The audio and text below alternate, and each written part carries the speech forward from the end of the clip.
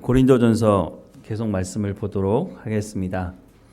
고린도 교회 참 문제가 많은 교회입니다. 오늘 교회들도 참 문제가 많은데 고린도 교회 이렇게 많은 문제를 한꺼번에 가지기도 쉽지 않겠다 하는 생각이 들 정도로 참 다양한 문제를 가지고 있는데, 고린도 교회 이런 문제를 가지고 있는 가장 중요한 이유 중에 하나는 뭐냐면 고린도 사회가 그랬다는 거예요.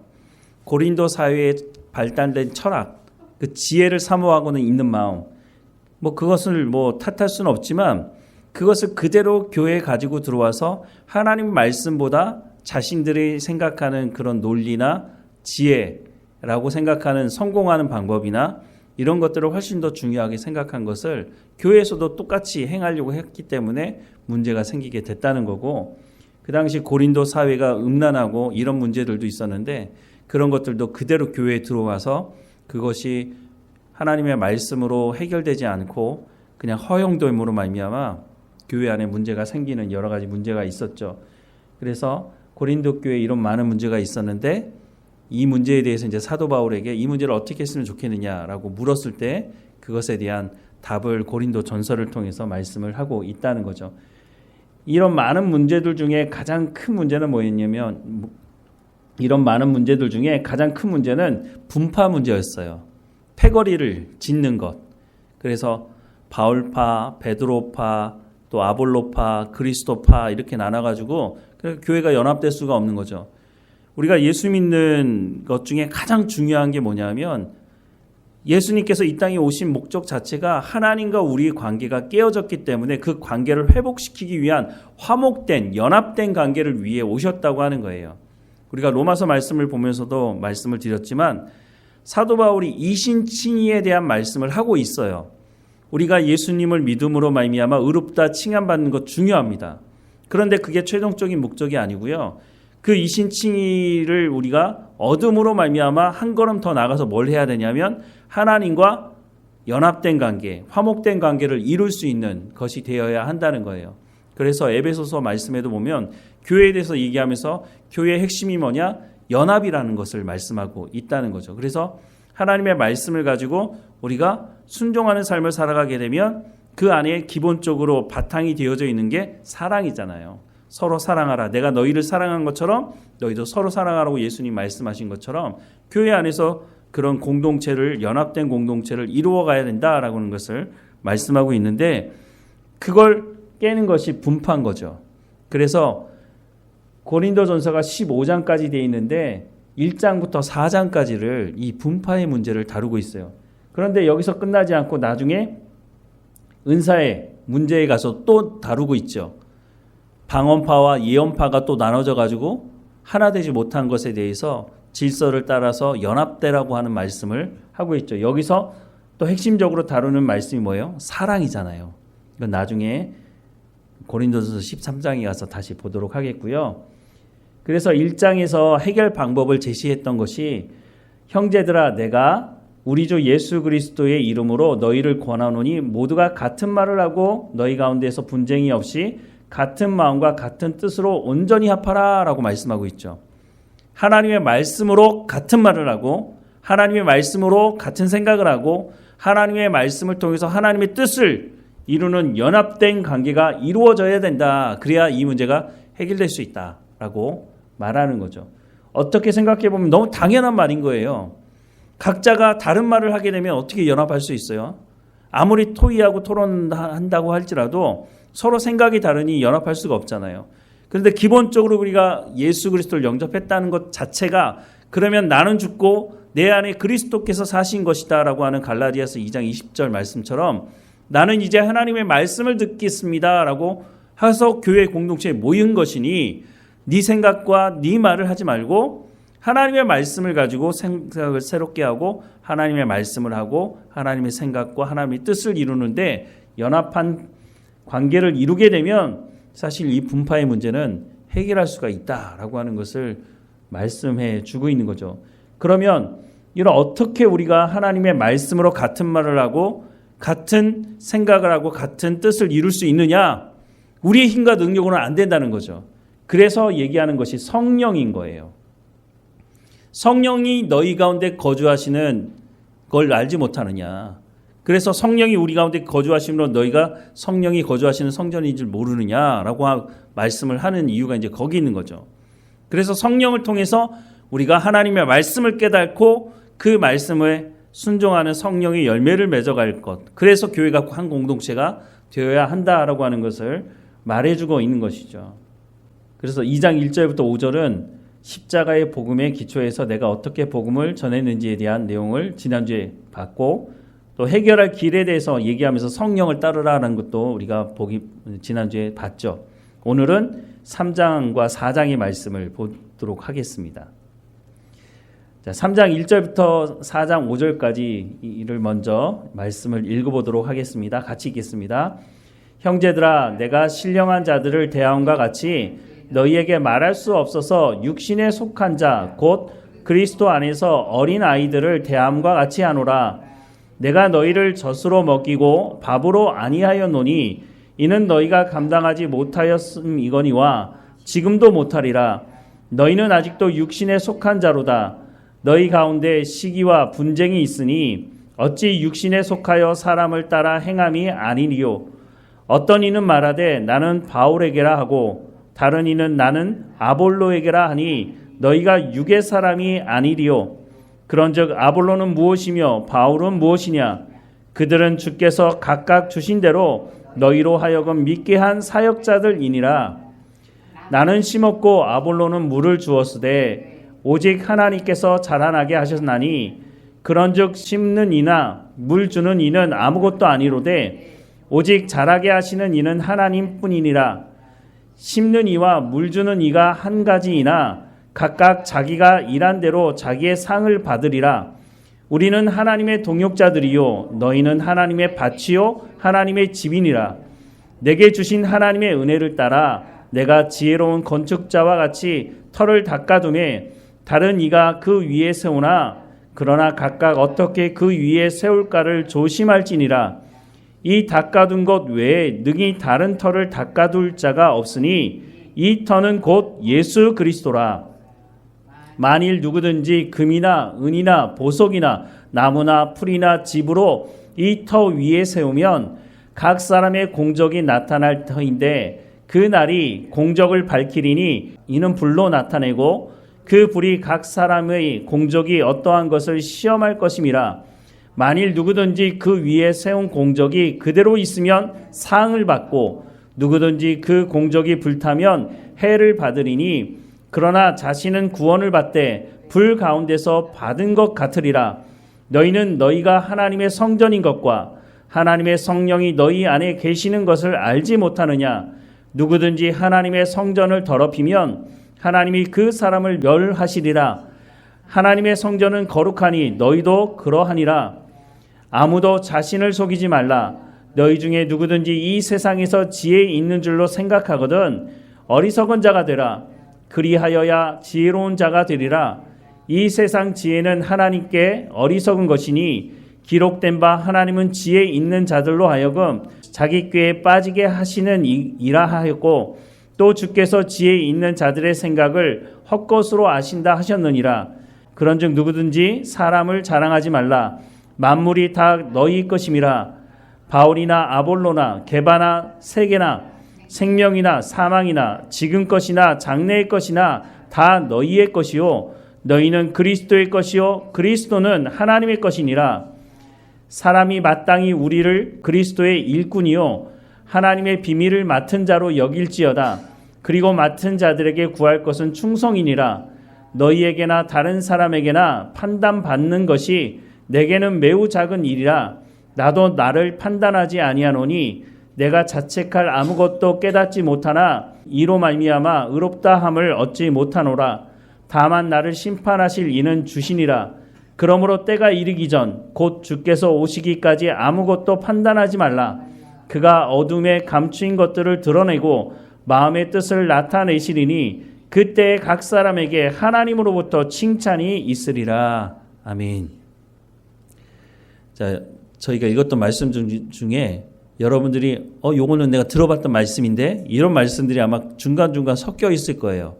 그런데 그 말씀들을 여러분들이 제대로 알고 있는지 오늘 좀 확인을 해보시면 좋겠다는 생각이 듭니다. 자, 바울은 너희가 지혜를 추구하면서 분파의 문제를 일으키고 있는데 과연 너희가 지혜로운 자냐라고 의문을 제기하고 있어요. 야, 너희 철학적인 지혜를 그렇게 강조하고 좋아하는데 그 지혜가 사람들을 패거리 만들어서 분파를 만드는 그것이 지혜로운 것이냐? 라고 묻는 거죠. 너희가 육체에 속한 자가 아니냐? 성령에 속한 자이냐에 대해서 묻고 있는 거예요. 너희가 교회 안에 들어와서 서로 자기들끼리 맞는 사람들끼리 모여가지고 서로 분파를 만들었는데 그게 정말 지혜로운 것이냐? 그렇게 했다면 너희가 육에 속한 사람이냐 아니면 성령의 사람이냐라고 묻고 있는 거죠. 말씀을 다시 보면 이렇습니다. 1절 말씀에 형제들아 내가 신령한 자들을 대함과 같이 너희에게 말할 수 없어서 육신에 속한 자 곧 그리스도 안에서 어린 아이들을 대함과 같이 하노라 라고 말하고 있어요. 여기 어린아이가 나와요. 여기서 말하는 어린아이는 좋은 뜻일까요? 나쁜 뜻일까요? 예수님께 어떤 사람들이 어린아이를 데리고 왔어요. 그때 예수님께서 뭐라고 말하죠? 제자들은 귀찮은 거예요. 애들이 오니까. 그런데 예수님께서 놔두라는 거죠. 이 어린아이와 같지 아니하면 천국에 들어갈 수 없다. 이게 무슨 말일까요? 어린아이를 부정적으로 얘기하는 건 아니죠.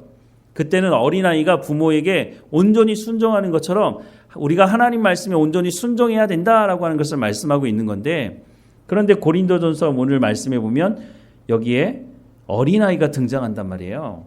여기서 말하는 어린아이는 긍정적인 말을 하는 걸까요? 부정적인 얘기를 하는 걸까요? 전체적으로 읽어보면 긍정적인 말을 하는 것 같지는 않아요. 그렇죠? 다시 보면 육신에 속한 자라고 하는 거 보니까 이거 좀 기분이 별로 안 좋죠. 육신에 속한 자, 육신에 속해 있다, 영적이지 않다라고 볼 수도 있는 건데, 그러니까 이분법적으로 육신은 악하고 영은 선하다 이것을 말하는 건 아니에요. 자, 육신에 속한 자가 누구인지도 좀 알아봐야 하는데 조금 이따 보고요. 어쨌든 육신에 속한 자 곧 그리스도 안에서 어린아이들을 대함과 같이 한다는 거예요. 누가요? 바울이 누구를?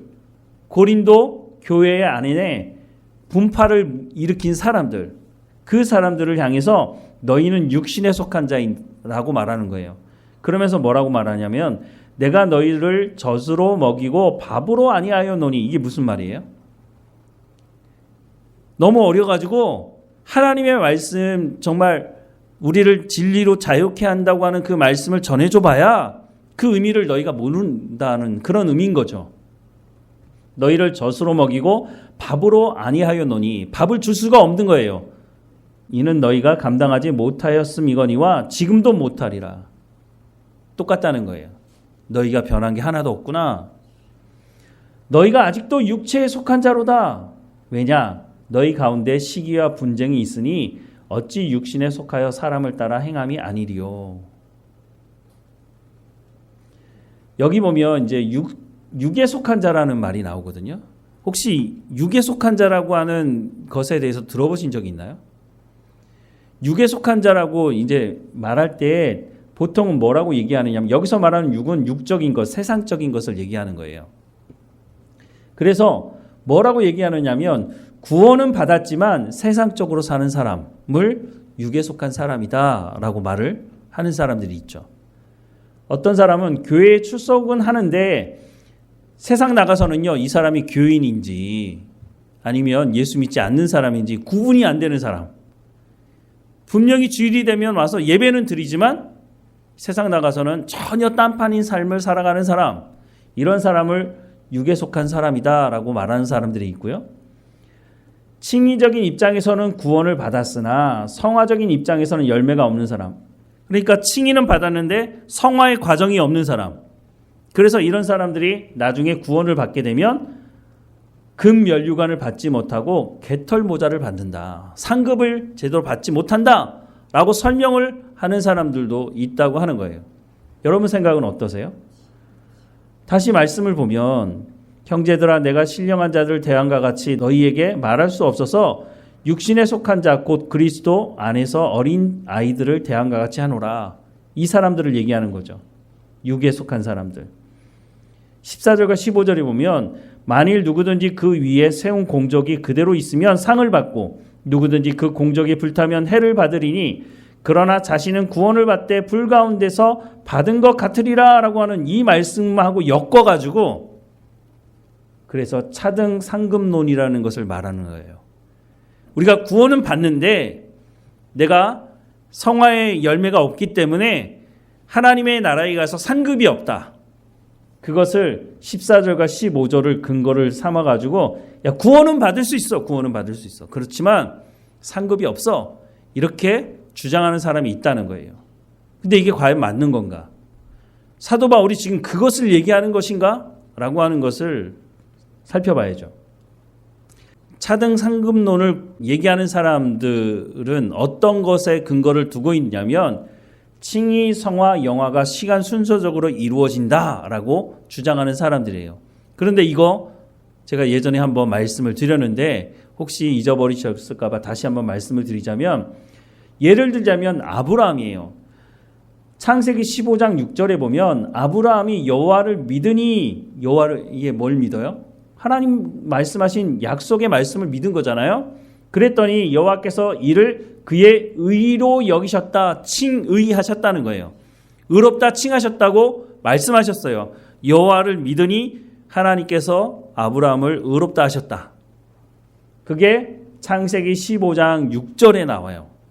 그런데 창세기 12장 4절에 보면 이에 아브라함이 여호와의 말씀을 따라갔다고 말하고 있거든요. 하나님의 말씀을 따라갔다고 하는 것은 하나님의 말씀을 믿었기 때문에 따라가는 건 아니겠어요? 그러니 하나님의 말씀을 믿고 따라갔다고 하는 것은 15장 6절로 보자면 이건 하나님께서 칭이라는 말을 여기 쓰고 있지 않지만 하나님께서 의롭다고 칭할 수 있는 부분이죠. 로마서 4장 19절에서 22절에 보면요. 그가 100세가 되어라고 말하고 있어요. 창세기 15장 말씀은요. 아브라함 나이가 아마 80세 이쪽 저쪽 정도 됐을 것 같아요. 이때가 언제냐면 75세에 떠나서 가나안 땅에 왔고 그 다음에 가나안 땅에 왔다가 애국 갔다가 다시 올라왔다가 이스마엘을 낳기 전이거든요. 이스마엘은 85세에 낳게 되니까 그러면 정확하게 얘기할 수는 없지만 그 사이를 얘기할 수 있어요. 그리고 나서 100세가 되었다고 말하고 있어요.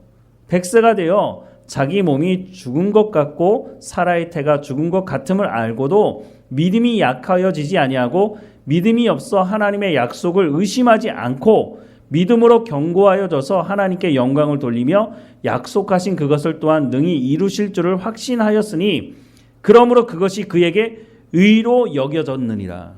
칭의죠. 의롭다 칭하셨다는 거잖아요. 이때가 언제라고요? 100세에. 여기서 끝나지 않아요. 야고보서 2장 21절과 23절에 보면 우리 조상 아브라함이 그 아들 이삭을 제단에 바칠 때에 행함으로 의롭다 하심을 받은 것이 아니냐. 내가 보거니와 믿음이 그의 행실과 함께 일하고 행함으로 믿음이 온전하게 되었느니라.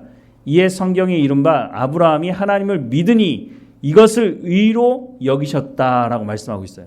이때가 언제일까요? 아브라함이 100세에 이삭을 받고 아마 이때가 이삭의 나이가 10대 중후반 정도 됐을 거라고 추정하거든요. 왜냐하면 이삭이 번제에 쓸 나무를 짊어지고 갈 수 있을 정도가 되려면 아마 그 정도 됐을 거라고 추정을 해요. 그러면 100세가 넘었잖아요. 아브라함이 75세의 고향을 떠날 때 하나님의 말씀을 따라갔고 또 가나안 땅에 와서 하나님의 말씀을 믿으니 하나님께서 의롭다 칭하셨고 100세에도 하나님께서 의롭다고 말씀하셨고 또 이삭을 번제로 바칠 때도 의롭다고 칭하셨잖아요. 그러면 칭의, 성화, 영화가 시간 순서라고 말할 수 없죠. 칭의, 영화, 성화를 시간 순서로 얘기하자면 이런 말씀이 없어야 돼요. 야고보서나 로마서의 말씀이 없어야 돼요. 그런데 분명히 성경은 그것을 말씀하고 있다는 거죠. 그러면 이것은 무엇을 얘기를 하느냐면요. 칭을 의롭다 칭함 받는 것, 하나님의 말씀을 믿고 따라감으로 말미암아 의롭다 칭함 받는 거는요. 우리가 일평생 하나님 앞에 갈 때까지 계속해서 된다는 거예요. 그리고 성화도 칭의와 같이 이루어진다는 거예요. 우리가 예수 그리스도를 믿고 하나님의 말씀에 순종하는 삶을 살아가면 우리의 삶 가운데 열매가 맺어지잖아요. 그걸 성화라고 얘기할 수 있죠. 그런데 그 과정 가운데 하나님의 말씀을 믿고 의롭다 칭함받는 것이 함께 같이 되어진다고 하는 거예요. 그러니까 칭의, 성화, 영화가 시간 순서적으로 이루어지는 것이 아니라 칭의, 성화 같은 경우에는 같이 이루어진다고 하는 것을 성경은 분명히 말씀해 주고 있는 거죠. 그래서 구원은 받았지만 세상적으로 사는 사람, 교회에 출석하지만 세상 사람과 차이가 없는 사람, 칭의적 입장에서는 구원을 받았으나 성화적 입장에서는 열매가 없는 사람, 이런 사람들도 구원을 받을 수 있느냐라고 하는 부분에 대해서는 의문을 가질 수밖에 없는 거예요. 차등 상급론이라고 하는 것이 그래서 제가 보기에는 근거가 없어요. 틀렸다는 거죠. 마태복음 7장에 보면 이런 말씀이 있어요. 나더러 주여 주여 하는 자마다 다 천국에 들어갈 것이 아니요 다만 하늘에 계신 내 아버지의 뜻대로 행하는 자라야 들어가리라. 그날에 많은 사람이 나더러 이르되 주여 주여 우리가 주의 이름으로 선지자 노릇하며 주의 이름으로 귀신을 쫓아내며 주의 이름으로 많은 권능을 행하지 아니하였나이까 하리니 그때 내가 그들에게 밝히 말하되 내가 너희를 도무지 알지 못하니 불법을 행하는 자들아 내게서 떠나가라 하리라 라고 말씀하고 있어요. 엄청 두려운 말씀이죠. 그런데 사실 두려울 게 없어요. 우리가 예수님을 믿고 예수님께서 하시는 말씀을 따라서 우리가 순종하면 되는 거예요. 그런데 이 사람들은 그렇게 살지 않은 사람들이에요. 물론 이 사람들을 통해서 선지자 노릇하고 병자도 고쳐지고 또 귀신을 쫓아내는 이런 일들이 일어난 것은 사실이에요. 그런데 이들의 마음이 바뀌었어요. 이들이 이런 것을 통해서 자신의 이름을 드러내고 자기의 어떤 탐욕을 채우려는 것으로 바꿔가는 거예요. 그러니 하나님의 말씀을 무시하는 거죠. 불법을 행하는 자들아 내게서 떠나가라고 말하잖아요. 불법이 뭐예요? 하나님의 말씀을 듣지 않는 거예요. 자기의 뜻대로 사는 거예요. 예수님을 통해서 경제적인 이익을 얻기 위해서 교회 다니는 거죠. 누구든지 교회에 오라고 하는 그 말은 틀린 말은 아닙니다.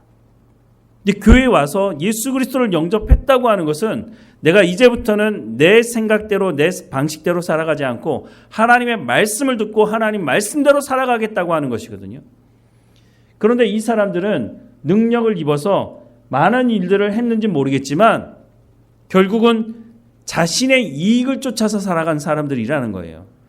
하나님의 나라는요, 하나님의 법이 다스리는 곳이에요. 하나님의 말씀이 다스리는 곳이에요. 하나님 말씀에 순종하지 않으면 살 수 없는 것이에요. 이런 사람들은 하나님의 나라에 들어갈 수가 없는 거죠, 사실은.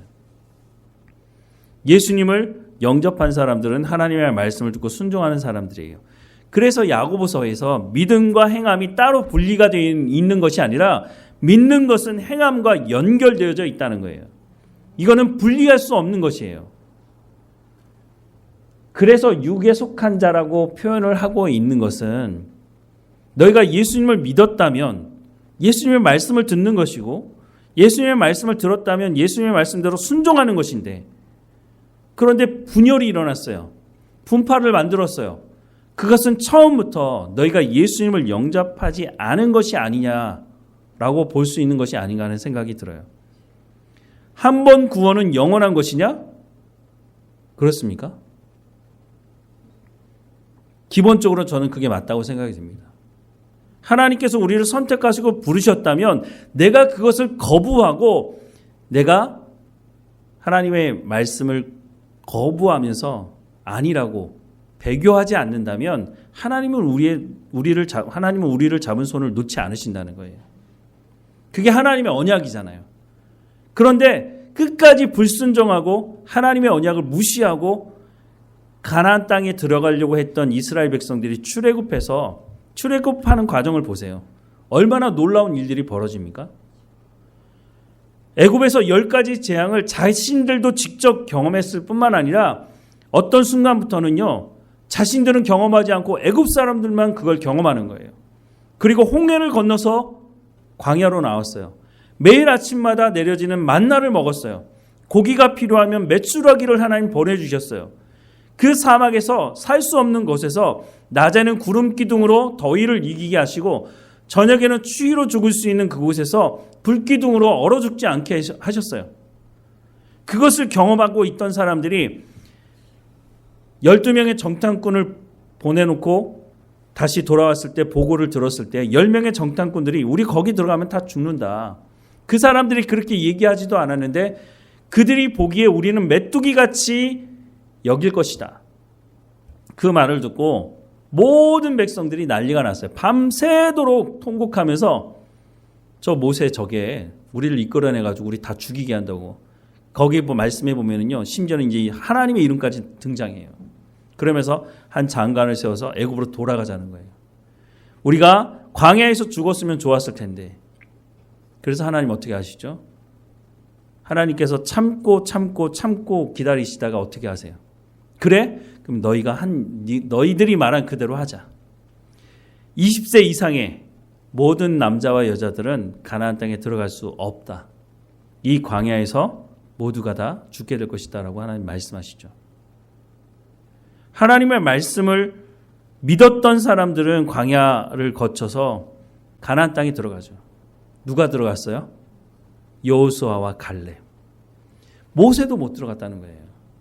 물론 모세는 하나님의 말씀을 믿었지만 중간에 모세가 실수한 게 있었죠.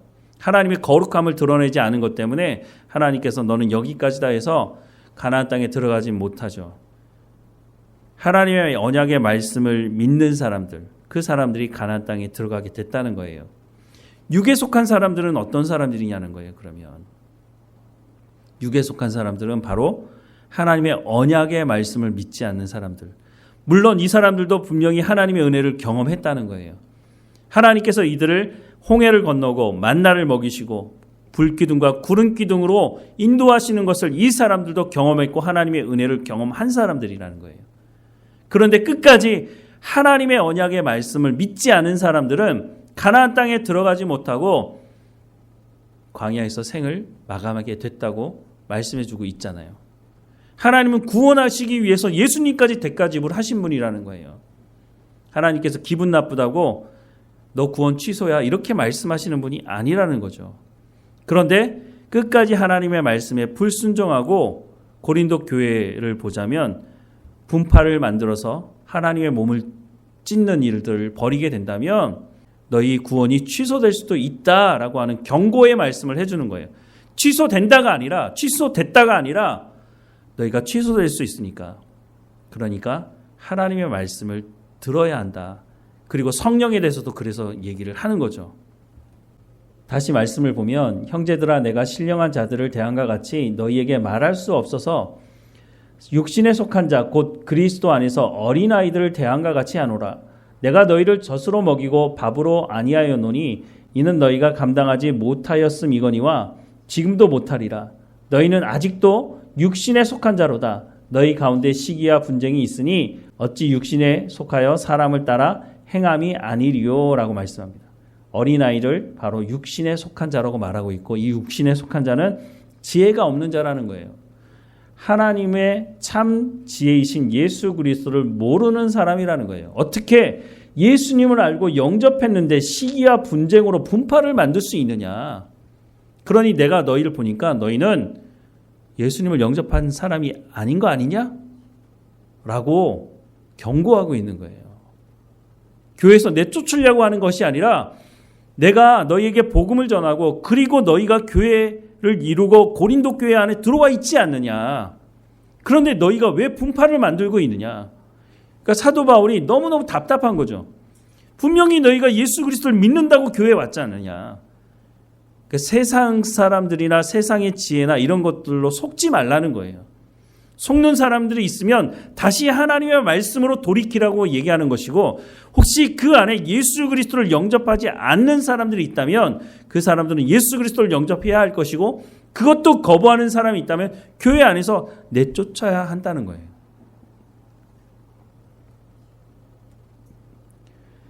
5절 말씀부터 보면 그런즉 아볼로는 무엇이며 바울은 무엇이냐? 그들은 주께서 각각 주신 대로 너희로 하여금 믿게 한 사역자들이니라. 나는 심었고 아볼로는 물을 주었으되 오직 하나님께서 자라나게 하셨나니 그런즉 심는 이나 물 주는 이는 아무것도 아니로되 오직 자라게 하시는 이는 하나님뿐이니라. 심는 이와 물 주는 이는 한 가지이나 각각 자기가 일한 대로 자기의 상을 받느니라. 우리는 하나님의 동역자들이요 너희는 하나님의 밭이요 하나님의 집이니라 라고 말씀하고 있어요. 왜 게바는 여기 얘기를 안 하죠? 베드로는 없어요? 분명히 파가 네 파라고 그랬잖아요. 바울파, 아볼로파, 게바파, 그리스도파. 그런데 이 두 파를 얘기하는 거 보면 게바파는 그렇게 많지 않았나 봐요. 그리스도파도 많지 않았던 것 같고 아볼로파와 바울파가 아마 심각하게 좀 다투었던 것 같다는 생각이 들어요.